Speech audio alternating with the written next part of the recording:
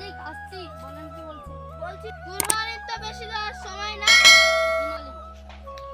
তো চ। জি মালিক। একটা ভালো দেখে বড় কুরবানি কিনে আনি। জি মালিক। আমার সমাজে তো একটা মান সম্মান আছে, তাছাড়া তো আমার জমি থেকে হক নেই। জি মালিক। আমাদের গ্রামে সবচেয়ে বড় কুরবানি না দিলে হবে বল? জি মালিক। আপনার সমাজে মান সম্মান আছে, আপনাকে এবার সবচেয়ে বড় কুরবানিটা দিতে হবে। ঠিক আছে, তাহলে তো চ। চলেন মালিক। ওরে মাসুম, কোথায়? এদিকে একটু শোন। জি ভাইয়া, কিছু বলছেন? বলছিলাম কি, এবার তো কাজে অনেক টাকা লাভ করলাম, তো এবার আমি সবচেয়ে গ্রামের বড় কুরবানিটাই দিব, বুঝছেন? চল একদিন হাটে যাই, যে একটা সবচেয়ে বড় গরু কিনে নিয়ে আসি। হ্যাঁ ভাই, আপনাকে এবার গ্রামের সবচেয়ে বড় কুরবানিটা দিতে হবে, জানেন গ্রামের আপনার নাম শুনে একবারে ঠিক আছে হাট। ঠিক আছে, এবার চল তাহলে হাটে সবচেয়ে বড় ছাগলটা কিনে নিয়ে আসি। চলে যাই। বাবু, আপনি কোথায় যাচ্ছেন? যাবো তো একটা ছাগল কিনতে হাটে।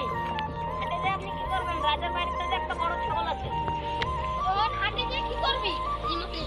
আচ্ছা, রাজার বাড়ি থেকে 50,000 টাকা বাইনে দিয়ে আসি। চলেন।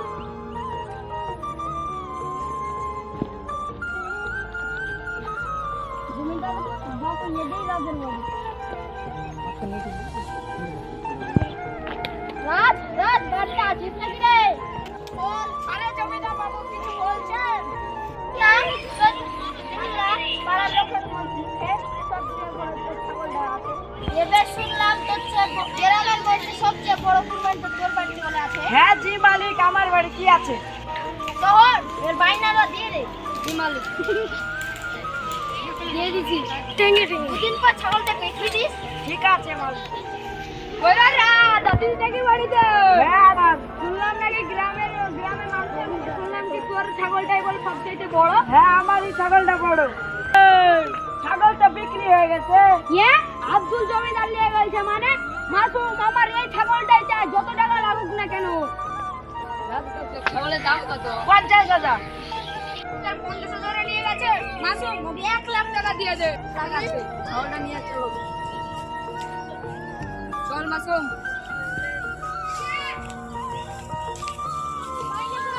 ছাগলটা কবে নিতে যাবেন? যাবো, 2 একদিন পর যাবো।